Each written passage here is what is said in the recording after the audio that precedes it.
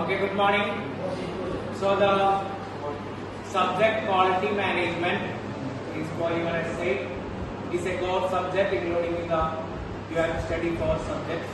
And quality എന്ന് പറഞ്ഞാൽ if you want to become an industrial engineer, നമ്മൾ കഴിഞ്ഞ S5 ISL പഠിച്ച പോലെ പണ്ട് കാലത്ത് ക്വാളിറ്റിക്ക് എല്ലാം പ്രാധാന്യം കൊടുത്തിരുന്നത്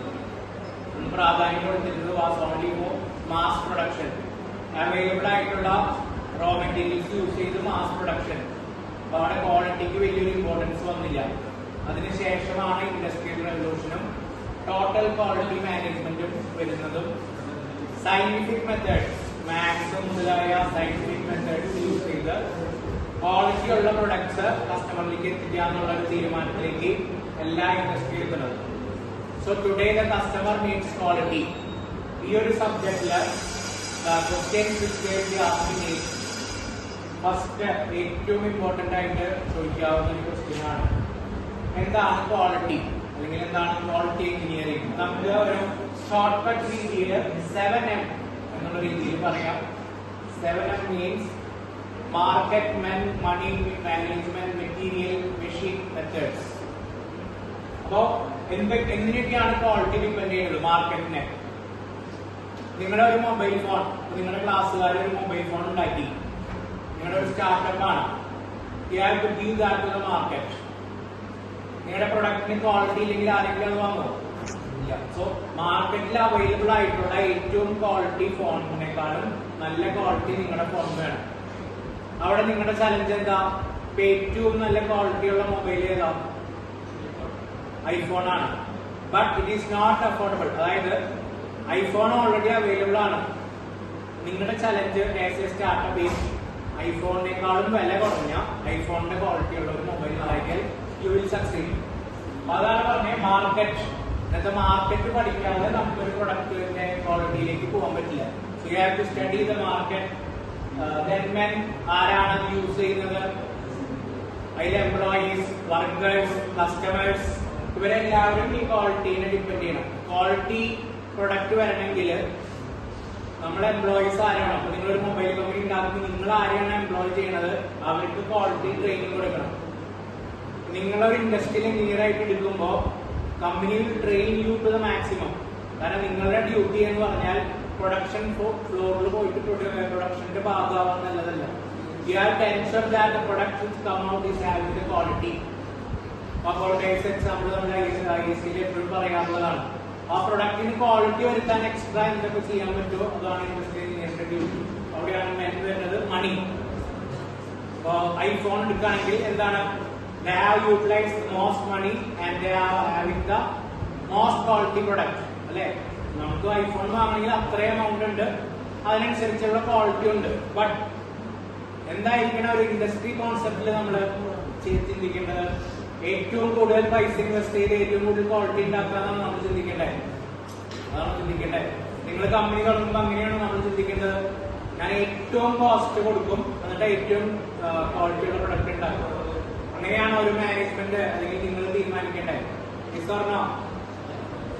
നോ, നമ്മുടെ ഇത് ക്വാളിറ്റി മാക്സിമം, കോസ്റ്റ് കുറവ്.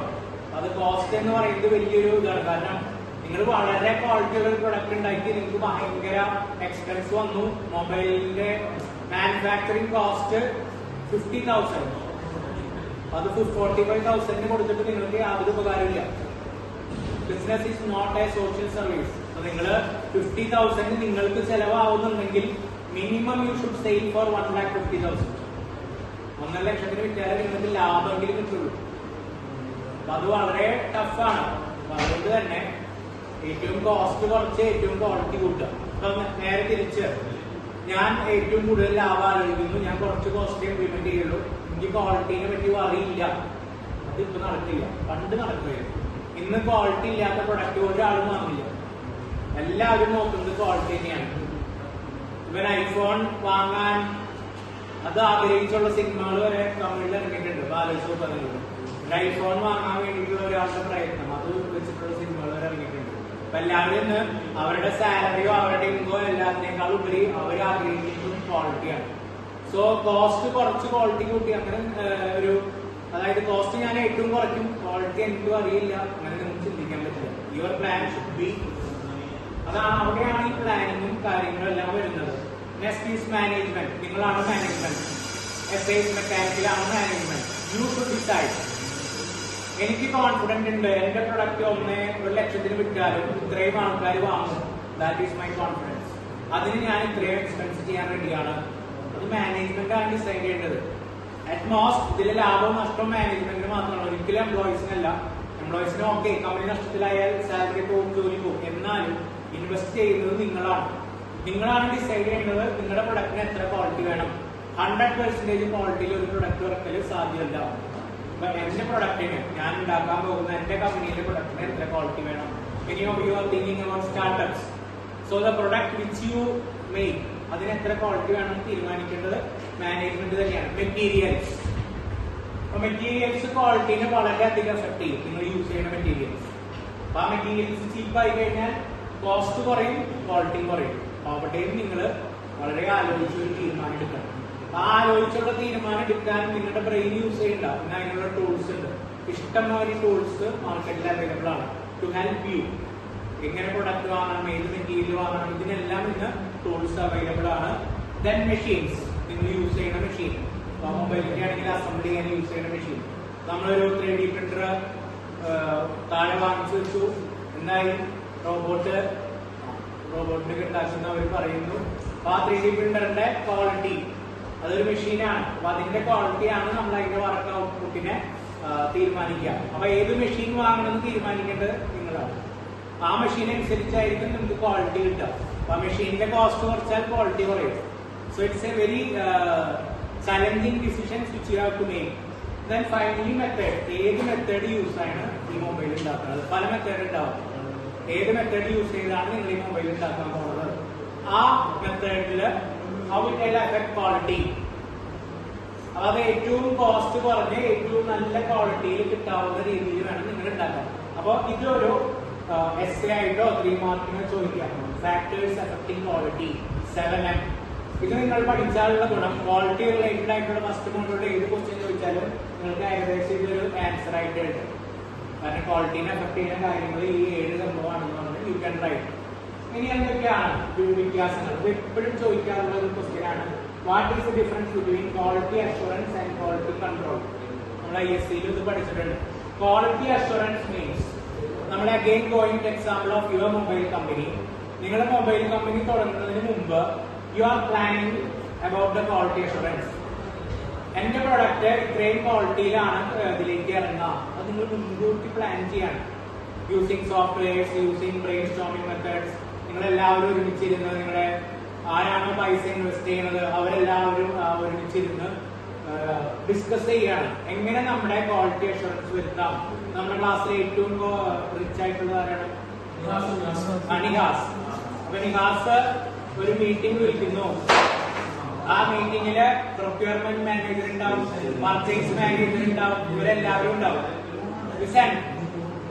അപ്പൊ ഇവരെല്ലാവരും കൂടി പ്രൊഡക്ഷൻ സ്റ്റാർട്ട് ചെയ്യുന്നതിനേക്കാൾ മുമ്പ് ഡിസ്കസിങ് എങ്ങനെയാണ് നമ്മൾ ഈ ക്വാളിറ്റി ഉണ്ടാക്കുക, ഈ ക്വാളിറ്റി അഷുറൻസ് നമ്മൾ എങ്ങനെ കൊണ്ടുവരും. ഇത് ആദ്യമേ നമ്മൾ ചെയ്യുന്നതാണ്. ഇതിനോട് സമാനം തന്നെയാണ് quality planning. It also represent how we are going to plan the quality. എങ്ങനെയൊക്കെ പ്രൊസീജിയറുകൾ പോയാലാണ്, ഏത് മെത്തേഡ് യൂസ് ചെയ്താലാണ്, ഏത് മെറ്റീരിയൽ യൂസ് ചെയ്താലാണ് നമുക്ക് ക്വാളിറ്റി കിട്ടുക, അങ്ങനെ ചെയ്യുന്നത് തന്നെയാണ് ക്വാളിറ്റി പ്ലാനിങ് എന്ന് പറയുന്നത്. Now what is quality control? നിങ്ങളുടെ ഈ പരിപാടികളെല്ലാം ചെയ്തു, ലാസ്റ്റ് യു ഹാവ് സ്റ്റാർട്ടഡ്. അപ്പൊ ഒരു ഐശ്വര്യമുള്ള പേര്, മുതലാളിയുടെ പേര് തന്നെ ഇട്ടു, Nihas mobile. And once you start the production, മൊബൈലിന്റെ നിങ്ങൾ നോക്കി കഴിയുമ്പോൾ ചെറിയ ചെറിയ ഡിഫക്റ്റുകൾ വരുന്നു. നിങ്ങൾ പ്ലാൻ ചെയ്തു, വർഷം ചെയ്തു ഒക്കെ ചെയ്തിട്ടുണ്ടായിരുന്നു. പക്ഷെ പ്രൊഡക്ഷൻ സ്റ്റാർട്ട് ചെയ്തതിനു ശേഷം ഡിഫക്റ്റ് വരുന്നു. അപ്പൊ ചെയ്യുന്ന പരിപാടിയാണ് ക്വാളിറ്റി കൺട്രോൾ. പെട്ടെന്ന് നമ്മള് മെറ്റീരിയൽസിൽ മാറ്റം വരുന്നു, മെത്തേഡ്സിൽ മാറ്റം വരുന്നു, എംപ്ലോയീസിൽ മാറ്റം വരുന്നു. അങ്ങനെ ക്വാളിറ്റി കൺട്രോൾ ചെയ്യുന്നതിനാണ് ക്വാളിറ്റി കൺട്രോൾ എന്ന് പറയുന്നത്. ഇപ്പൊ എന്തേ മനസ്സിലാക്കാം, ഈ ക്വാളിറ്റി അഷുറൻസും ക്വാളിറ്റി പ്ലാനിങ്ങും പ്രൊഡക്ഷന് മുമ്പ് ചെയ്യുന്നതാണ്. ക്വാളിറ്റി കൺട്രോൾ നമ്മൾ പ്രൊഡക്ഷൻ സ്റ്റാർട്ട് ചെയ്യുമ്പോൾ നമ്മൾ വിചാരിച്ചതിലല്ല ഡിഫക്റ്റുകൾ വരുന്നു. അപ്പോഴാണ് നമ്മൾ ചെയ്യുന്നത് ക്വാളിറ്റി കൺട്രോൾ ഇംപ്ലിമെന്റ് ചെയ്യുന്നത്. ഇനി ഫൈനലി ഒരു കാര്യമാണ് കണ്ടിന്യൂസ് ഇംപ്രൂവ്മെന്റ്. കണ്ടിന്യൂസ് ഇംപ്രൂവ്മെന്റ് നമ്മള് ഇൻഡസ്ട്രിയൽ സിസ്റ്റത്തിൽ പഠിച്ച ഒരു സംഭവത്തിന്റെ ടൂളായിരുന്നു. ഏതായിരുന്നു? എന്തിന്റെ ടൂളായിരുന്നു കണ്ടിന്യൂസ് ഇംപ്രൂവ്മെന്റ്? ഇൻഡസ്ട്രിയൽ സിസ്റ്റത്തിൽ നമ്മൾ വലിയൊരു ടേം പഠിച്ചിട്ടുണ്ടായിരുന്നു. ആ മുഴുവൻ സബ്ജക്ട് അത് ബേസ് ചെയ്തിട്ടായിരുന്നു. എന്തായിരുന്നു?